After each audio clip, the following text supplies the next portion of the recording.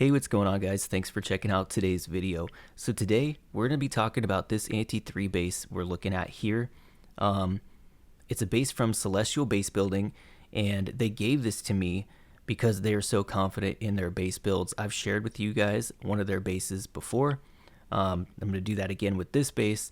I ran this in about 10 different wars, everything from friendly wars to actual league matches, and it was never tripled. So we have Jazzy coming in here, Ward Walk at 6, and it looks like a King Zap Quake for the Inferno, and a Siege Barracks for the Funnel at 9. Okay. And he's going to push the Yetis through the core. Got it. And they're just going to work their way through. Let's kind of just get through this raid. Then we'll talk some more. I'll show some more replays. Basically, I just want to show you guys some of the replays on this. Held extremely well to both well thought out queen charge attacks and to also just 8 quakes and spamming your troops in a line, which is hard to do if you've ever defended in leagues trying to defend pro players where you're trying to stop queen charges and suis. All of a sudden somebody breaks out 8 quakes in a line of golems and witches or super wizards and they crush your base. It's really frustrating. This base actually held to both styles of attacks, which we will get into here in just a second. But Celestial Base Building, the thing I think is really impressive about them is that they're much cheaper than everybody else, but the quality is still there. They're very good bases. And in today's meta, quality is hard. Triples come very easy. So looking at this attack, we're going to have Super Witches. Now this is the first attack of 2 attacks that this same guy's going to do on this base.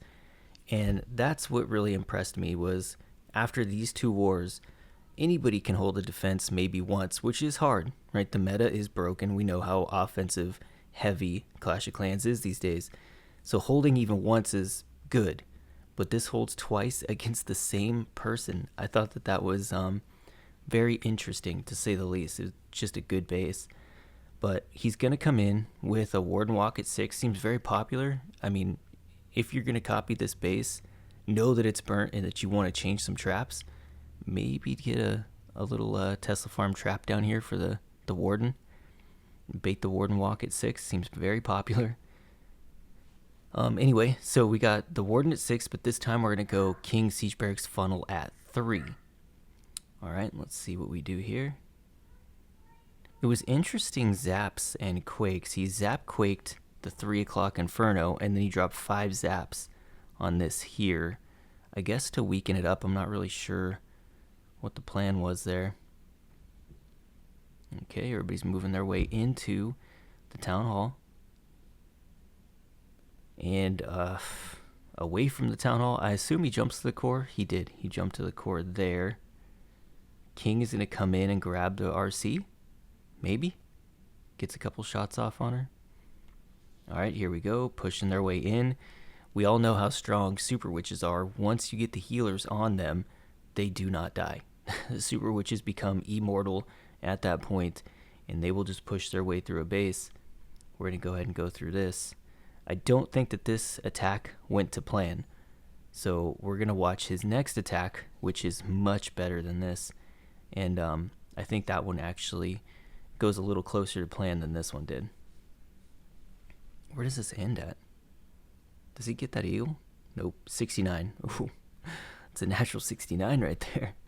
Okay, so here is his second attack, which he comes in, he says, okay, if I can't ward and walk and be, you know, a little bit particular about how I want to go into this base, I'm just going to quake open the entire base and just send everybody in.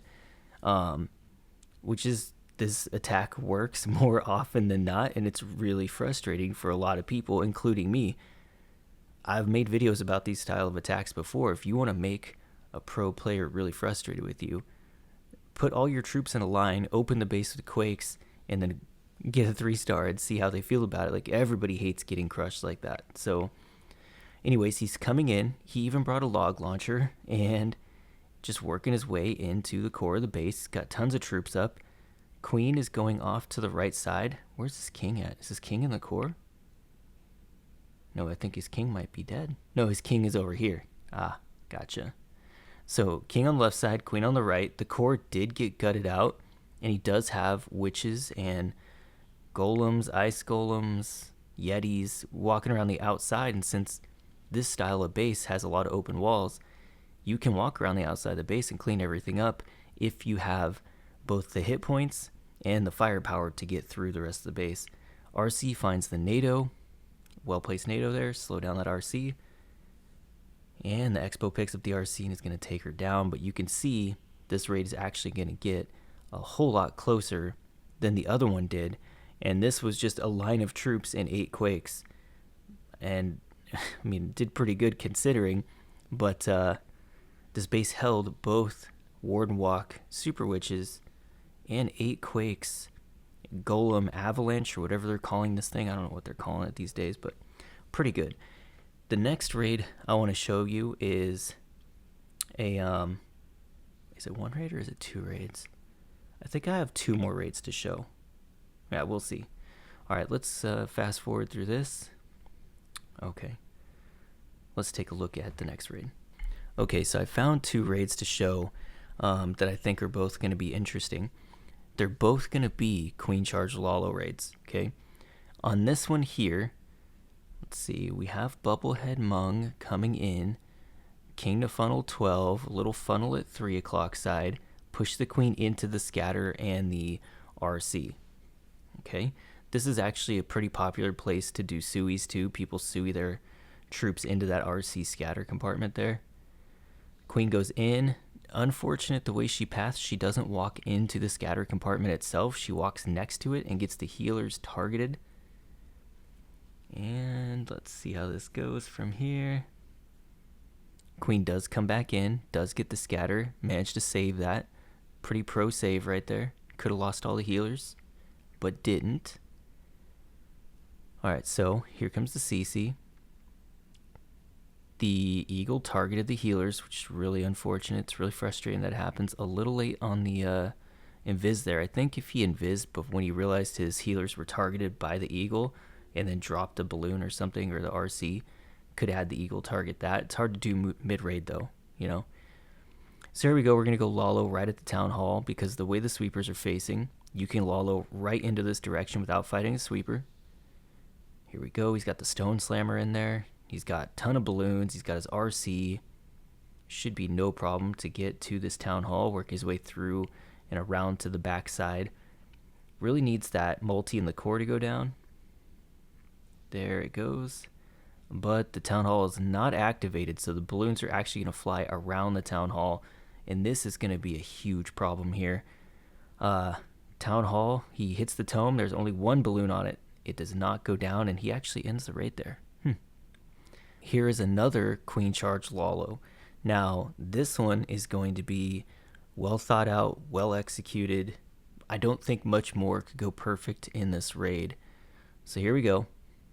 Gonna send the blimp in. He's gonna grab that single target Inferno with the blimp.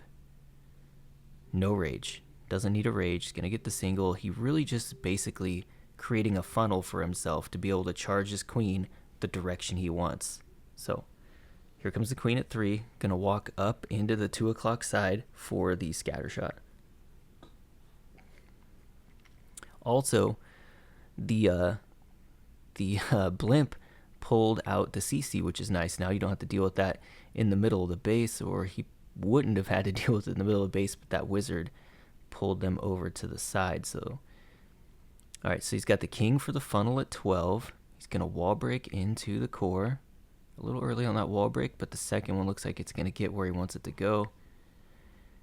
Dealing with the Hound only under the fire of 1 Expo, which is not too bad. You can deal with that.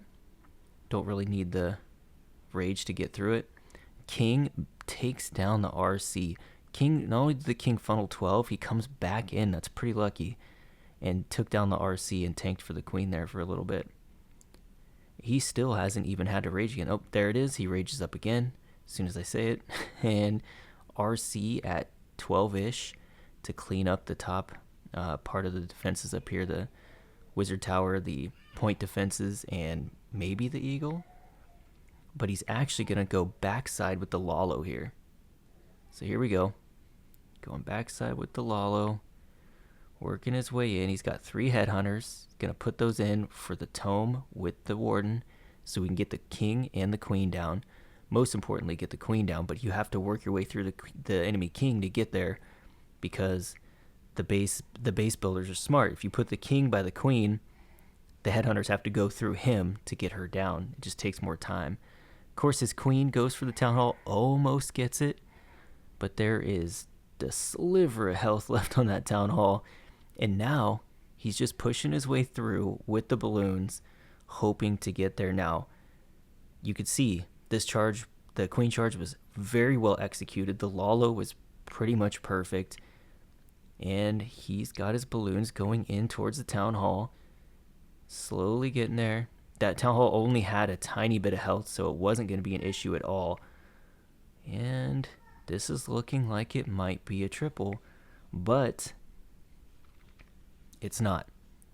And that sometimes is the difference right there in the really big wars. Like we just faced Nishong Dance, a 99% could be the difference between losing a war and winning a war on stars. So, all right, let's go ahead and take a look at their Discord and show you what their Patreon looks like. They have some pretty interesting deals. Okay, so on their Discord server, here is their Patreon section, okay? So they have tiers all the way down as low as $1. You can pay $1, you get a Town Hall 9 base. You can get a Town Hall 10 base.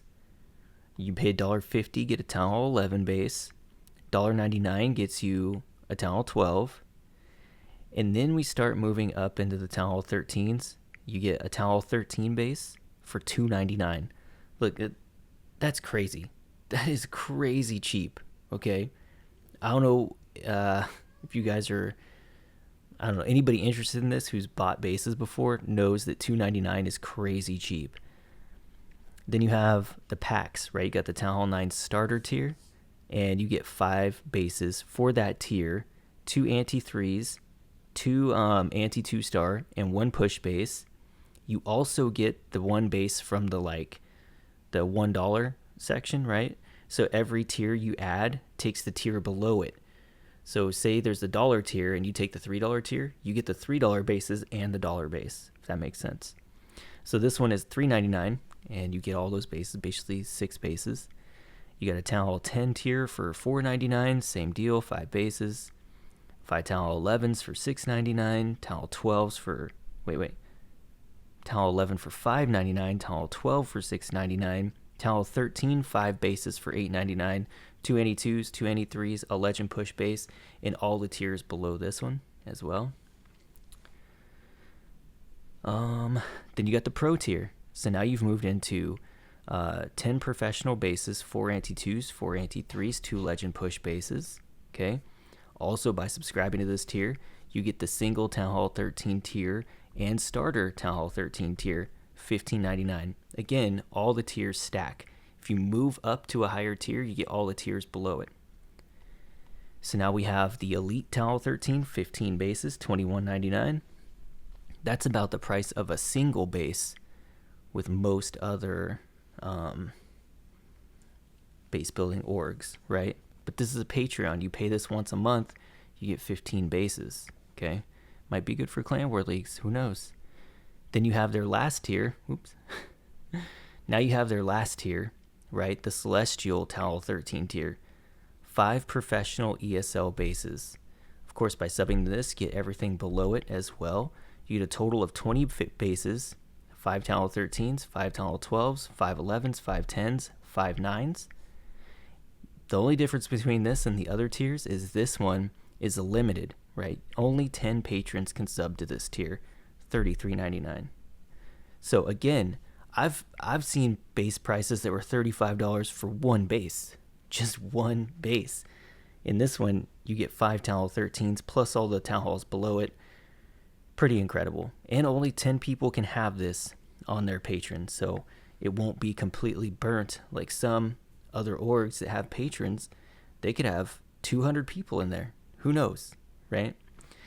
Anyways, so I'm going to link all of this in the description of the video. The link to their Patreon, the link to their Discord server, and a link to the base down below. That's going to do it for today, guys. I appreciate it, and I will see you in the next one.